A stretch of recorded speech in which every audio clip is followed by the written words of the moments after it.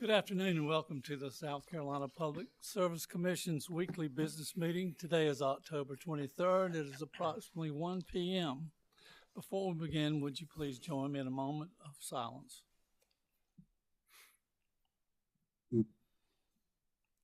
Thank you very much. Present in the hearing room are all commissioners.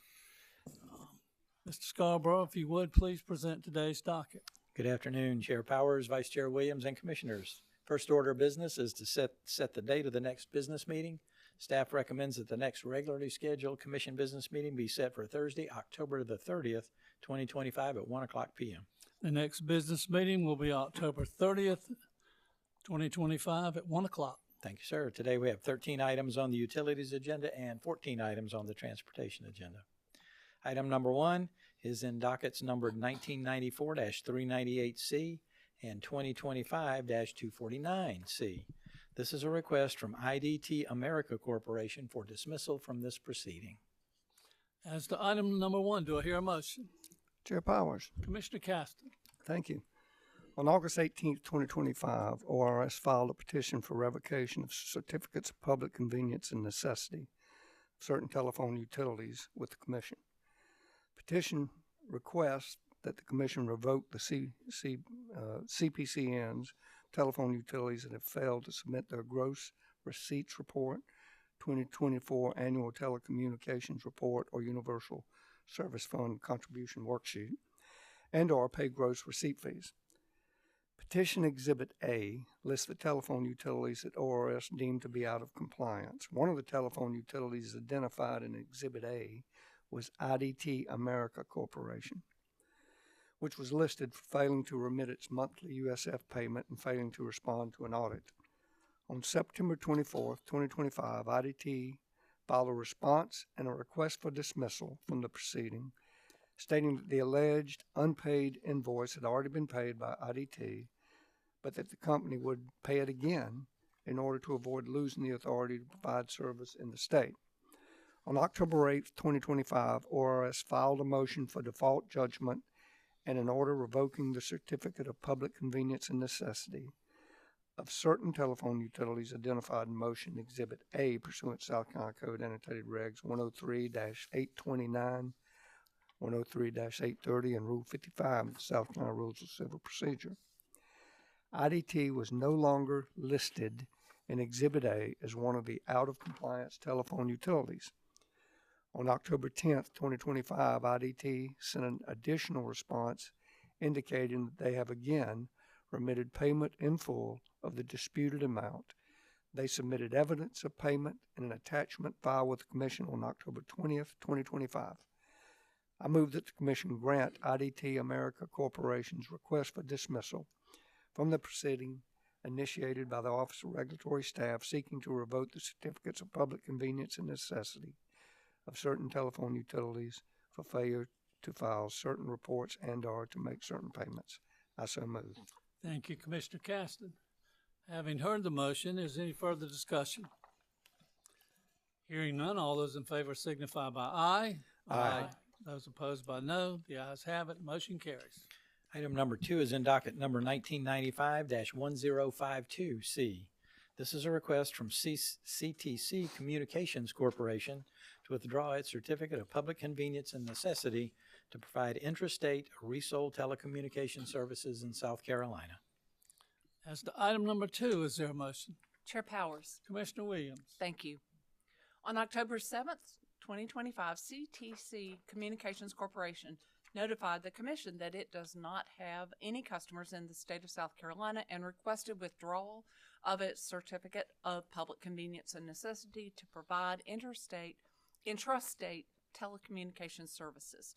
I move that the Commission grant the request of CTC Communications Corporation and cancel its certificate of public convenience and necessity to provide intrastate resold telecommunications services in the state of South Carolina. CTC Communications is not required to provide any notification to customers since it does not have customers in the state of South Carolina. I so move. Thank you, Commissioner Williams. Having heard the motion, is there any further discussion? Hearing none, all those in favor signify by aye. Aye. Those opposed by no. The ayes have it. The motion passes. Item number 3 appears in dockets numbered 2025-16E and 2025-17E. This item involves final disposition of these dockets. As to item number 3, is there a motion? Mr. Chairman, Commissioner Belser. I move that the Commission approve the stipulation between the Office of Regulatory Staff, Duke Energy Carolinas LLC, and Duke Energy Progress LLC. Consistent with the approval of the stipulation, I move that the Commission find 1, the company's use of peaker methodology for purposes of calculating each electrical utility's avoided cost is reasonable, and the methodology fairly accounts for cost avoided or incurred by DEC and DEP. 2, the company's scheduled PP standard offer tariffs as amended and attached to the stipulation as stipulation DEC Exhibit 1 and stipulation DEP Exhibit 1 are reasonable. Number 3, the company's standard offer power purchase agreements, PPAs, available to all scheduled PP qualifying cogenerators and small production facilities, QFs, up to 2 megawatts, as attached to the direct testimony of witness GAN as GAN DEC Exhibit 2 and GAN DEP Exhibit 2 are reasonable. Number 4, the company's standard offer terms and conditions for the purchase of electric power as attached to the direct testimony of witness GAN as GAN DEC Exhibit 3 and GAN DEP Exhibit 3 are reasonable. Number 5, the company's proposed updated large QF tariff as amended and attached to the stipulation as stipulation DEC Exhibit 2 and stipulation DEP Exhibit 2 is reasonable. The company's notice of commitment to sell form as attached to the direct testimony of witness GAN as DEC DEP Exhibit 6 is reasonable.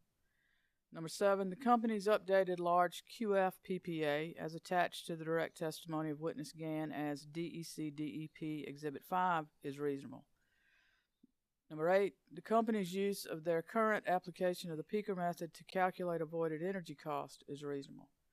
Number 9, the company's avoided energy rates as set forth in each respective standard offer tariff and large QF tariff, and which are set forth in stipulation DEC Exhibits 1 and 2 and in stipulation DEP Exhibits 1 and 2 are reasonable.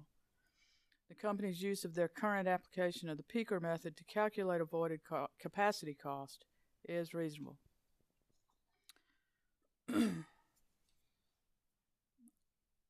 Number 11, the company's avoided capacity rates as set forth in each respective standard offer tariff and large QF tariff, and which are set forth in stipulation DEC Exhibits 1 and 2 and in DEP stipulation Exhibits 1 and 2 are reasonable. Number 12, the proposed solar integration services charges, SISC, of $1.9 per megawatt hour for DEC and $1.62 per megawatt hour for DEP are reasonable. Number 13, the continued review and discussion of avoided cost methodology for future proceedings as well as all other stipulated terms and conditions are reasonable. So moved. Thank you, Commissioner Belser. Having heard the motion by Commissioner Belser, is any further discussion? Hearing none, all those in favor signify by aye. Aye. Those opposed by no, the ayes have it, the motion carries. Item number 4 is in dockets numbered 2020-264E and 2020-265E. This is a request from Duke Energy Carolinas LLC and Duke Energy Progress LLC for approval of their non-residential solar choice updates. That's item number 4. Is there a motion? Mr. Chair, Vice Chair Williams. Mr. Chair, I move that the Commission grant the request of Duke Energy Carolinas LLC and Duke Energy Progress LLC to update their respective non-residential solar choice tariffs to reflect the South Carolina Security Act amendment to South Carolina Code Section 5840-10. Consistent with the statutory amendment, the maximum size for a non-residential solar choice customer served on a time of use schedule will increase from 1 megawatt to 5 megawatts effective January 1st, 2026. I note that the Office of Regulatory Staff has reviewed the request and does not object to the tariff changes requested by the Duke companies. So move, Mr. Chair. Thank you, Mr. Vice Chair. Having heard the motion by Commissioner Vice Chair Williams, is there any further discussion? Chair Powers, Commissioner Williams. Thank you. Vice Chair Williams, I wondered if you would take a friendly amendment. You referenced the South Carolina Security Act, and I think as you were reading it, you were hesitating and thinking, but is it not the Energy Security Act? It is, and I'm wondering why it's written that way. I just don't want our span to be more than it is. Energy security is enough for us to work on. Absolutely. Thank you for catching that mistake. I must have made that mistake when I was drafting this motion. Thank you for correcting that. So yes, I will accept your friendly amendment. It is the South Carolina Energy Security Act and not the South Carolina Security Act. Thank you. Thank you both. Is any further discussion? Having heard the motion and amendment accepted by Vice Chair Williams, is there any, with no further discussion, all those in favor signify by saying aye. Aye. Those opposed by no, the ayes have it, the motion carries. Item number 5 is in docket number 2025-253E. This is a request from TOS SC Solar One LLC that the commission allow Blair Wade to adopt the direct testimony of Kelly Timms. As to item number 5, is there a motion? Chair Powers, Commissioner Thomas. this matter comes before the Commission by the request of TOS SC Solar One LLC for leave to allow Blair Wade to adopt the pre-filed direct testimony of Kelly Timms in this proceeding for good cause. On September the 2nd, 2025, TOS filed its application for a certificate of environmental compatibility and public convenience and necessity and supporting direct testimony and exhibits. Among these were the pre-filed direct testimony and exhibits of TOS witness Kelly Timms. Ms. Timms will be on maternity leave at the time of the evidentiary hearing. TOS therefore requests that witness Blair Wade be allowed to adopt the pre-filed direct testimony and exhibits of Ms. Timms in full. TOS further asserts that there will be no undue hardship by this request and that no party will be prejudiced.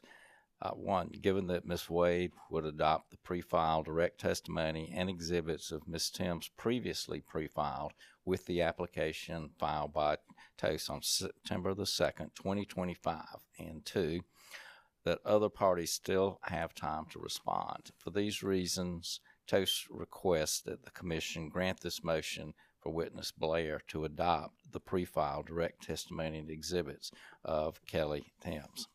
I move that the Commission grant the request of TOS SC Solar One LLC to allow Blair Wade to adopt the pre-filed direct testimony and exhibits of TOS witness Timms. This will not prejudice or cause any undue hardship to any party. So moved. Thank you, Commissioner Thomas. Is there any further discussion? Hearing none, all those in favor signify by aye. Aye. Those opposed by no, the ayes have it, the motion carries. Item number 6 is in docket number 2025-274E. This is a request from Santee Cooper for approval to begin initial clearing and construction of the Indian Field Sugar Hill number 1 and number 2 230 kV lines and associated facilities, and a request to consolidate dockets number 2025-274E and 2025-275E for hearing purposes. As to item number 6, do I hear a motion? Mr. Chairman, Commissioner Britt. on October 3rd, 2025, the South Carolina Public Service Authority, Santee Cooper, filed an application for Certificate of Environmental Compatibility and Public Convenience and Necessity for the construction and operation of the Indian Field Sugar Hill number 1 and number 2, the 230 kV lines and associated facilities. Santee Cooper's proposed Indian Field Sugar Hill number 1 and number 2 230 kV lines and associate facilities include the construction of a new Sugar Hill 230 kV substation located east of St. George, South Carolina, and the construction of twin circuit 230 kV overhead transmission lines extending from the future Indian Field 230 kV substation to the proposed Sugar Hill substation.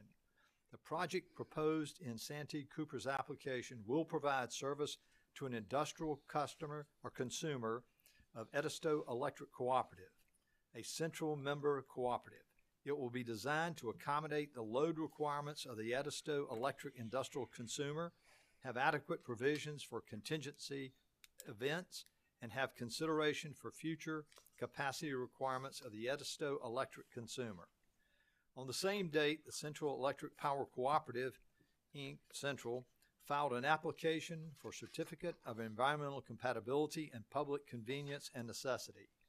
As part of its application, Santee Cooper requests that the hearing on its application in docket 2025-274E and on Central's application in docket 2025-275E be consolidated for hearing purposes only, and offers that consolidation would promote judicial economy and ensure consistent education of a common set of facts.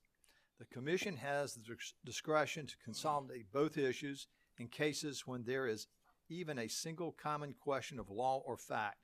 Regulation 103-840 states that the Commission, upon its own motion or upon motion by any party, may order two or more proceedings involving a similar question of law or fact to be consolidated for hearing where rights of the parties or the public interest will not be prejudiced by such procedure. South Carolina Code Annotated Regs 103-840, 2012. I move that the Commission find and conclude that dockets number 2025-274E and 2025-275E involve common questions of law and fact, and that the rights of the parties of record and the public interest will not be prejudiced by consolidation for hearing purposes only. I further move that the Commission consolidate these two actions for the purpose of hearing only. Notwithstanding consolidation of these two dockets for hearing purposes, each applicant and party of record continue to retain the duty and responsibility to make its own independent case concerning each construction project and is instructed to include and provide specific testimony and information in support of its project or position. I also move that the Commission authorize Santee Cooper to proceed with initial construction work as allowed by South Carolina Code Annotated Section 58-3-110(7) to include clearing, excavation, dredging, and construction with the understanding and admonition, however, that engaging in such clearing, excavation, dredging, or construction, Santee Cooper proceeds at its own risk. Such early action by the Commission in advance of a determination on the application does not in any way indicate approval by the Commission of the proposed project, site, or facility. The purpose of the initial clearing, excavation, dredging, and construction is to meet one of the recommended recommendations of the South Carolina Department of Natural Resources and the United States Fish and Wildlife Service that clearing happen prior to May to minimize impacts to certain bat species. So moved. Thank you, Commissioner Brett. Yes, sir. Having heard the motion by Commissioner Brett, is there any further discussion? Hearing none, all those in favor signify by aye. Aye. Those opposed by no, the ayes have it. The motion carries. Item number 7 appears in docket number 2025-275E. This is a request from Central Electric Power Cooperative Incorporated to consolidate dockets number 2025-274E and 2025-275E for hearing purposes. That's the number 7. Is there a motion? Chair Powers. Commissioner Williams. Thank you. On October 3rd, 2025, Central Electric Power Company Cooperative Incorporated, or Central, filed an application for Certificate of Environmental Compatibility and Public Convenience and Necessity, the application, seeking a Certificate of Environmental Compatibility and Public Convenience and Necessity, the certificate, for the construction and operation of 2 radial single-circuit 230 kV transmission lines and associated facilities in Dorchester County, South Carolina. On the same date, the South Carolina Public Service Authority, or Santee Cooper, filed an application for a Certificate of Environmental Compatibility and Public Convenience and Necessity concerning a related or connecting major utility facility. I note that in Santee Cooper's application, there is a request to begin initial clearing and construction. Central did not have a similar request at this time. Any action in advance of a determination on the application by the Commission on Santee Cooper's initial clearing, and construction request does not in any way indicate approval by the Commission for the construction of any proposed project site or facility. In fact, Santee Cooper proceeds at its own risk when beginning clearing, excavation, dredging, and construction prior to a determination of the application. See South Carolina Code Annotated 58-33, 110-7.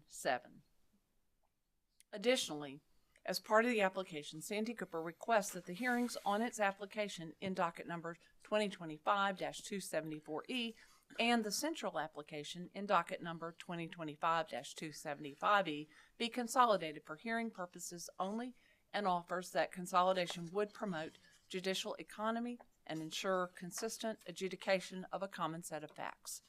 The Commission has the discretion to consolidate both issues and cases when there is even a single common question of law or fact. Regulation 103-840 states that the Commission, upon its own motion or upon motion by any party, may order two or more proceedings involving a similar question of law or fact to be consolidated for hearing where rights of the parties or the public interest will not be prejudiced by such a procedure. South Carolina Code, Annotated Regs 103-840 from 2012. There is no objection from any party of record to consolidation for hearing purposes only. I move that the Commission find and conclude that dockets numbers 225-274E and 225-275E involve common questions of law and fact, and that the rights of the parties of record and the public interest will not be prejudiced by consolidation for hearing purposes only. I further move that the Commission consolidate these two actions for the purpose of hearing only. Notwithstanding consolidation of these two dockets for hearing purposes, each applicant and party of record continues to have the duty and the responsibility to make its own independent case concerning each construction project, and is instructed to include and provide specific testimony and information in support of its position. I so move. Thank you, Commissioner Williams. Having heard the motion by Commissioner Williams, is there any further discussion? Chair Powers. Commissioner Thomas. I just wanted to make sure that we were had the docket numbers correct, and I believe that the docket numbers are 2025-274E and 2025-275E, just in case they were misspoken. Would you agree with that, Commissioner? Absolutely. Thank you, Commissioner Thomas. Thank you. All Mr. Thank Chairman. you both. Commissioner Belson. Didn't Central also make a request for consolidation of dockets? I mean, in their letter, I think when they filed their application, they had a request to consolidate the two dockets. And I know I heard a reference to Santee Cooper's motion, a request to consolidate. I didn't hear a reference to Central's. You were right, Commissioner Belzer. I'm looking at their letter. They did request it. So are you suggesting an amendment to my motion? Yes, ma'am. I'm just trying to figure out what it ought to be. Right. I would move to amend the motion to reflect that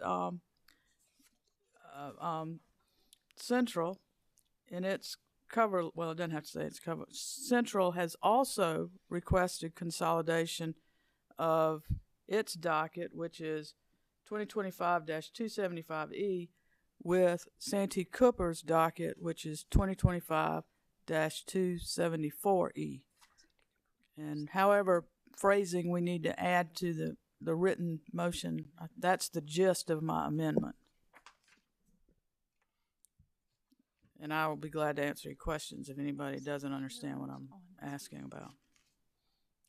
Is that acceptable, Commissioner Williams? Absolutely. I think it may take an extra sentence, but I'm scared to offer it right this minute. Well, as long as we all agree to the premise that we need to add a sentence Right. referencing Central's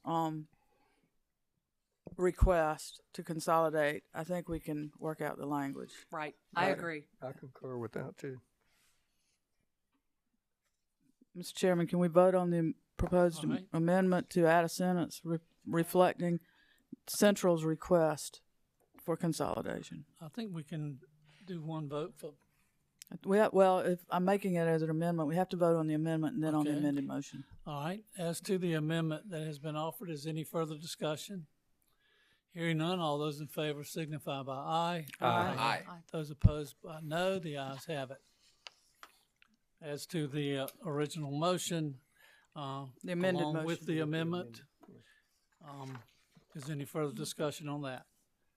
If not, all those in favor signify by aye. Aye. All those opposed by no, the ayes have it, the motion carries. Item number 8 is in docket number 2009-457-WS. This is a request from Lakewood Utilities LLC to update its performance bonds for its water and sewer operations. As to item number 8, is there a motion? Chair Powers. Commissioner Caston. Lakewood Utilities LLC, or Lakewood, currently has 2 performance bonds in the amount of $100,000 each. One performance bond is for its water operations and the other is for its sewer operations in the state. Following review by the Office of Regulatory Staff, or ORS, of Lakewood's 2024 annual reports, ORS recommended that the performance bonds of Lakewood should be replaced with new performance bonds in a higher amount than $100,000 per utility service. ORS recommended that Lakewood should have a new bond in the amount of $275,000 for water operations and a new bond in the amount of $250,000 for sewer operations. ORS provided detailed information on its calculations, which have been reviewed by the Commission. Lakewood states that it agrees with this recommendation by ORS, and on October 6, 2025, Lakewood Utilities LLC requested permission from the Commission to replace the existing performance bonds with new bonds in the amount of $275,000 for water operations and $250,000 for sewer operations. Based upon its review of the request and supporting materials, I move that the Commission find and conclude that the performance bonds of Lakewood Utilities LLC should be increased, and that the Commission order Lakewood Utilities LLC to provide new performance bonds as follows. A, from $100,000 to $275,000 for water operations, and B, from $100,000 to $250,000 for wastewater operations. I further move that the 2 existing performance bonds in amounts of $100,000 be returned to Lakewood Utilities LLC. Unless otherwise requested, the new performance bonds must be provided to the Commission within 30 days from the date of this directive order. So moved. Thank you, Commissioner Caston. As to item number 8, refer to the motion. Is there any further discussion? Hearing none, all those in favor signify by saying aye. Aye. Those opposed by no, the ayes have it. The motion carries. Item number 9 is in docket number 2025-243-WS. This is a request from Kiowa Island Utility Incorporated for approval of its proposed discovery schedule.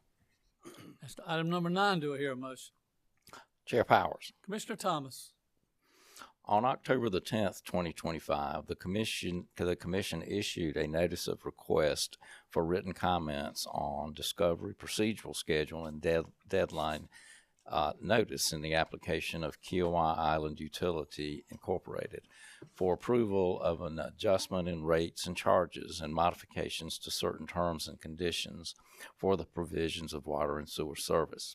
The notice further established a deadline of October the 17th, 2025 for the parties to file comments on the discovery procedural schedule. On October the 13th, 2025, Kiowa Island Utility Incorporated filed with the Commission a proposed procedural schedule after discussions with ORS. ORS agreed to the testimony dates proposed by Kiowa and requested that the Commission adopt the proposed testimony schedule. No other parties have filed comments in this matter. I move that the Commission approve the discovery and procedural schedule submitted by Kiowa Island Utility on October the 13th, 2025 as follows. Deadline for discovery upon direct testimony and exhibits of the applicant November the 12th, 2025. Applicant's response to discovery due date, November the 24th, 2025. Discovery deadline upon the application, December the 10th, 2025. Deadline for discovery upon direct testimony and exhibits of interveners and ORS is December the 30th, 2025. Interveners ORS response due date is January the 5th, 2026. Deadline for discovery upon rebuttal testimony and exhibits is January 13th, 2026. Rebuttal response due date is January the 20th, 2026. Deadline for discovery upon surrebuttal testimony and exhibits, January 26th, 2026. Surrebuttal response due date, January the 30th, 2026. Further, Commission staff is authorized to change or modify these dates as needed. So moved. Thank you, Commissioner Thomas. Having heard the motion by Commissioner Thomas, any further discussion? Hearing none, all those in favor signify by saying aye. Aye. Those opposed by no, the ayes have it, the motion carries. Item number 10 appears in docket number 2025-13A. This is a request from Chem Nuclear Systems LLC for an extension of time until March 2026 to file direct testimony in this docket. As to item number 10, is there a motion? Mr. Chairman, Commissioner Belson. thank you. I move that the Commission grant the extension of time to file direct testimony sought by Chem Nuclear Systems LLC. Direct testimony shall be due from Chem Nuclear Systems LLC on March 11th, 2026, a date consistent with the previous administration of these annual dockets. No party has objected to this request. I further move the Commission instruct the Clerk's Office to schedule future annual proceedings for this subject matter in a manner consistent with the historic timeline and also consistent with this directive. So move. Thank you, Commissioner Belser. Having heard the motion by Commissioner Belser, is any further discussion? Hearing none, all those in favor signify by aye. Aye. Those opposed by no, the ayes have it, the motion carries. Item number 11 appears in docket number 2025-253E.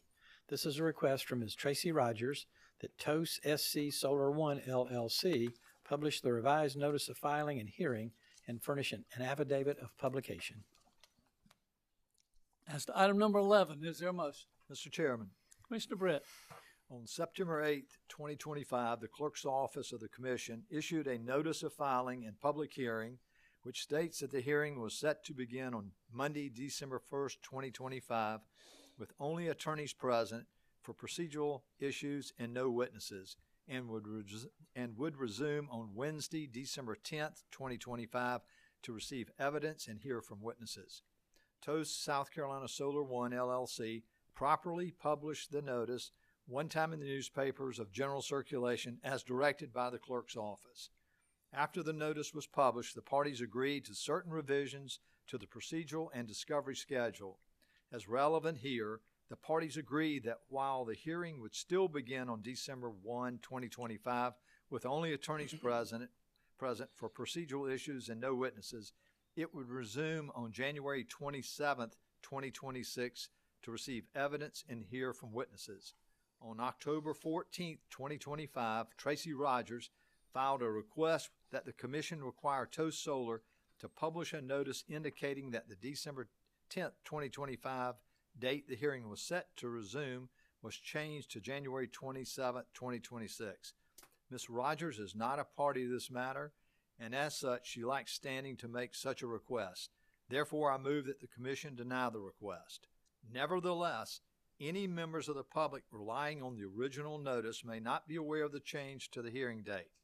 Additionally, this appears to be the first instance where the hearing has been rescheduled in a matter governed by the newly enacted procedures governing the energy infrastructure projects set forth in Title 58, Chapter 37, Article 3. Thus, to eliminate any possible confusion regarding the date the hearing is set to resume, to receive evidence and hear from witnesses, as amended notice of public hearing should be published. Therefore, I move that the Commission direct the Clerk's Office to prepare an amended notice of public hearing and publish it in newspapers of general circulation one time. I further move that the clerk's office be authorized to address any other issues related to the amended notice of public hearing as the clerk's office deems necessary. So moved. Thank you, Commissioner Britt. Yes, sir. Having heard the motion, is any further discussion? Mr. Chairman, Commissioner Bells. this, Commissioner Britt, this may be an issue of semantics. And I agree that some sort of notice of the change in the hearing date needs to be, but is there a way that we can lead this to the discretion of the clerk on how to title it? I know I've seen in the past notice of rescheduled hearing versus amended notice of public hearing. And like I said, it might just be an issue of semantics, but can we just leave it to the clerk's office as to what it is, how it is styled, like Yeah. the heading? I get you, and absolutely. That's a good idea. I'd like for us to carefully consider how it's going to appear in the notice, if we could. So, may I make an amendment that the clerk's office shall determine the heading for the amended notice to be published? Certainly. I think it's a good idea. All right. As to the amendment, is there any further discussion? Hearing none, all those in favor signify by aye. Aye. Aye. Those opposed by no, the ayes have it. As to the original motion with amendment by Commissioner Britt, all those in favor signify by saying aye. Aye. All those opposed by no, the ayes have it. The motion carries. Item number 12 is in docket numbers 2013-298E, 2015-163E, and 2022-299E. This item involves a proposed procedural schedule from Duke Energy Carolinas LLC and Duke Energy Progress LLC, and a request for a waiver of hearing in these three dockets. As to item number 12, do I hear a motion? Mr. Chair. Vice Chair Williams. Thank you, Mr. Chair. Mr. Chair, fellow commissioners, based on the application filed by the applicant and request for a waiver of hearing, and based on the proposed procedural schedule and the response to the same by the Office of Regulatory Staff, I move that the commission adopt the procedural schedule filed by the applicant in this matter. The following procedural schedule or approval of the procedural schedule as follows. Commission approves notices of filing,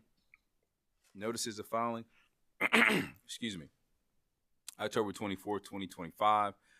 Notices issued 55 days from approval on December 18th, 2025. Intervention deadline, January 7th, 2026.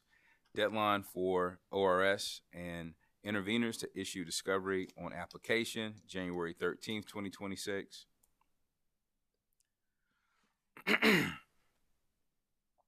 Initial comments, January 22nd, 2026. Deadline for the companies to issue discovery on initial comments, January 28th, 2026. Companies' responsive comments, February 4th, 2026. Proposed orders, February 11th, 2026. Decision, February 19th, 2026. And final order, February 27th, 2026. And I note that the dates and deadlines for discovery are subject to ORS per the regulations that allow ORS to perform discovery as needed in cases like this. Further, I move that the commission grant the waiver for hearing in this matter. So moved. Thank you, Vice Chair Williams. Having heard the motion by Vice Chair Williams, is any further discussion? Chair Powers. Commissioner Caston. Thank you, if I may. Vice Chair Williams, I generally have no issue with the motion, but the request for waiver of the hearing, it's only recently been filed, and the deadline for intervention is in January. And in my opinion, there's, not sufficient information at this time to warrant granting a request for waiver of hearing. We should at least adopt the schedule, which admittedly, it doesn't contemplate a hearing, but, delay granting or denying the request of waiver hearing until we understand the position of the parties, if any. I mean, I don't know that there would be any, and I don't have a problem whether there is or isn't, but it just seems a little premature. Any thoughts? My thoughts? Commissioner Caston, through life experience, service in the military, playing sports, practicing law, and so forth and so on, I've learned that we all have positions. They are different at times, and sometimes they may be the same. And I've come to respect all positions, even if they're opposite of mine. So I understand what you're saying. I respect it, but I think I just have a different view. From my view, based on the filings from the company and from the Office of Regulatory Staff, and my understanding of the dockets, for me, I think it is sufficient, or it's appropriate at this time to grant the company's request. But I respect that if you think otherwise, and I also respect if my fellow commissioners think otherwise. But I believe that it's appropriate to grant the request. Chair Powers? Commissioner Williams. Thank you. I'm just going to add a couple of dates and facts to this discussion. This application came in on October 13th, 10 calendar days ago. Only ORS has intervened at this point. And so for those reasons and everything that Commissioner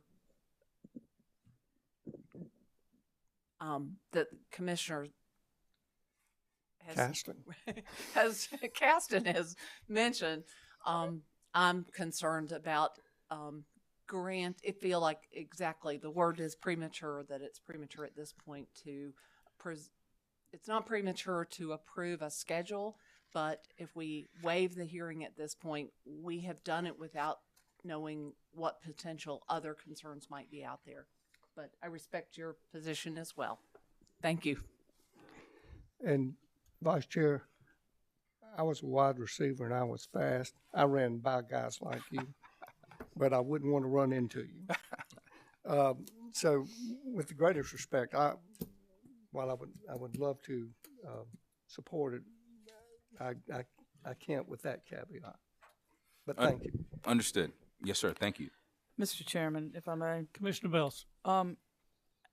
These DSM and EE programs, my understanding from the filing is that there's a new program and then there's modifications, and that these modifications were being made as a result of stakeholder engagement for the offering. And I don't have a problem waiving the hearing. We will proceed with the filings from whatever parties there are. And I think that the parties are able to set forth clearly their positions and on those. And so I don't have a problem with waiving the hearing on this, and I will be supporting the motion. Thank you. Mr. Chairman, Commissioner Brett. quick comment. I support the Vice Chairman's motion and as well as ORS's recommendation. So I'll be voting with the Vice Chairman's All right. motion. Thank you. And I think under the regs, if a hearing becomes necessary, we certainly could require it at a later time and withdraw the waiver. We certainly have that authority. Is that correct, Vice Chair? I'm not sure what would necessitate such, but I do not think it's impossible for us to withdraw the waiver if something necessitating such should arise. I'd have to agree with Commissioner Belzer. I know these things are done with the cooperation and input of stakeholders, and I would assume that that's it's where we are at this point. Chair Powers, my final point, and I appreciate all those things. And again, I'm not opposed in principle to this at all, but I see no downside. I see no downside to any potential interveners, the company or the commission, if we just, kind of let the schedule play out and make a decision at that time. But I'm ready. So Thank you. Any further discussion? Hearing none, we will proceed to a roll call vote on this matter, beginning with Commissioner Vice Chair Williams. Aye. Commissioner C. Williams. No. Commissioner Belser. Aye. Commissioner Caston. no. Commissioner Brett. Aye. Commissioner Thomas. Aye. And I vote aye. The motion carries. Item number 13 is in docket number 2025-253E. This is a request from Ms. Tanya Edens to withdraw her petition to intervene and a request for additional time for pro se litigants' filings. As to item number 13, do I hear a motion? Mr. Chairman, Commissioner Brett. on October 14th, 2025, Ms. Tanya Edens filed a request for additional time to file a petition to intervene. Later the same day, she filed a petition to intervene. The following day, October 15th, 2025, Ms. Edens contacted the Commission and stated that she wished to withdraw her petition to intervene. No party has objected to Ms. Edens' withdrawal of her petition to intervene. I move that the Commission grant Ms. Tanya Edens' request to withdraw her petition to intervene. Further, as Ms. Edens filed the petition to intervene after requesting additional time, I move that the Commission conclude that her request for additional time is moot. So moved. Thank you, Commissioner Brett. Yes, sir. Having heard the motion by Commissioner Brett, is any further discussion? Hearing none, all those in favor signify by saying aye. Aye. Those opposed by no, the ayes have it. The motion passes. Mr. Chairman, that completes the utilities agenda before the Commission. Moving on to the motor carrier agenda, in Part A, there are 3 applications for new Class C and Class E certificates that the Commission can address together.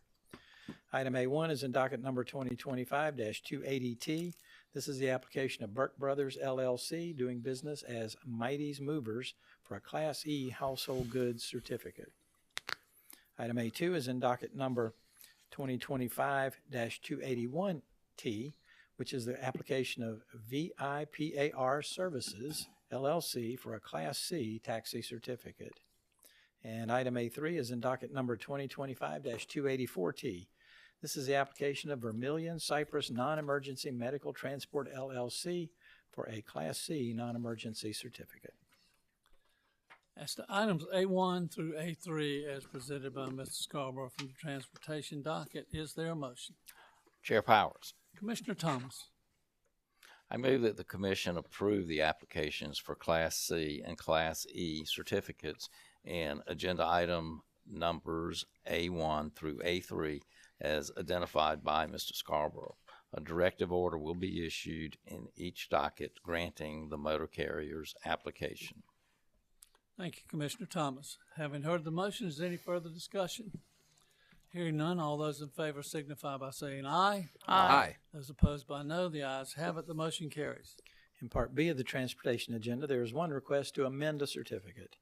Item B1 appears in docket number 2016-45T. This is a request from McDowell & Yee LLC, doing business as You Move Me, to amend Class E household goods certificate number 9826 to read TEC Ventures LLC, doing business as You Move Me. As to item B1, is there a motion? Mr. Chairman, Commissioner Brett. with a smile on my face, I'll make this motion. I move that the Commission grant the request of McDowell & Yee LLC, doing business as You Move Me, to change its name and amend its Class E household goods certificate number 9826 to read TEC Ventures LLC, doing business as You Move Me. So moved. Thank you, Commissioner Brett. I guess we'll all have that song playing in our heads this afternoon. All those in favor signify by saying aye. Aye. Those opposed by no, the ayes have it. The motion carries. In Part C of the Transportation agenda, there are 3 requests to cancel certificates that the Commission can address together. Item C1 is in docket number 2023-82T. This is a request from Pinehurst Moving and Storage Company, Incorporated, to cancel Class E household goods certificate number 9908. Item C2 appears in docket number 2023-114T, which is a request from Angel Hands Transportation LLC to cancel Class C non-emergency certificate number 9867. And item C3 is in dockets numbered 1987-429T and 1999-256T. This is a request from Kohler Moving and Storage Incorporated to cancel Class E Household Goods Certificate number 6087-D. As to items C1 through C3, is there a motion? Chair Powers, Commissioner Williams. thank you. I move that the commission grant the request for cancellation in agenda items number C1 through C3 as identified by Mr. Scarborough. A directive order will be issued in each docket granting the motor carrier's request to cancel its certificate to operate in South Carolina. Thank you, Commissioner Williams. Having heard the motion by Commissioner Williams, is any further discussion? Hearing none, all those in favor signify by saying aye. Aye. Those opposed by no. The ayes have it. The motion passes. In Part D of the transportation agenda, there are 5 requests for extensions of time that the Commission can take together. Item D1 is in docket number 2025-206T. This is a request from Aging Gracefully Errand Service, LLC, for a 9-month extension of time to comply with Commission rules and regulations. Item D2 appears in docket number 2025-195T, which is a request from On the Road Again Transportation Service, LLC, for a 6-month extension of time to comply with Commission rules and regulations. Item D3 is in docket number 2025-183T, which is a request from Original Capital City Cab, LLC, for a 3-month extension of time to comply with Commission rules and regulations. Item D4 is in docket number 2025-201T. This is a request from DNA Transportation Services, LLC, for a 3-month extension of time to comply with Commission rules and regulations. And item D5 appears in docket number 2025-109T. This is a request from Reliable Quick Transport, LLC, for a 3-month extension of time to comply with Commission rules and regulations. As to items D1 through D5 as presented by Mr. Scarborough, is there a motion? Mr. Chair. Mr. Vice Chair. Mr. Chair, fellow commissioners, I move that the commission grant the request for extension in agenda items number D1 through D5 as identified by Mr. Scarborough. A directive order will be issued in each docket granting the motor carrier's request for extension. So moved. Thank you, Vice Chair. Having heard the motion by Vice Chair Williams, is there any further discussion? Hearing none, all those in favor signify by saying aye. Aye. Those opposed by no. The ayes have it. The motion carries. Mr. Chairman and Commissioners, this concludes all business noticed before the Commission today. Thank you very much, Mr. Scarborough, and thank you to our staff and commissioners. Hope you have a good rest of your week and a good weekend. We are adjourned.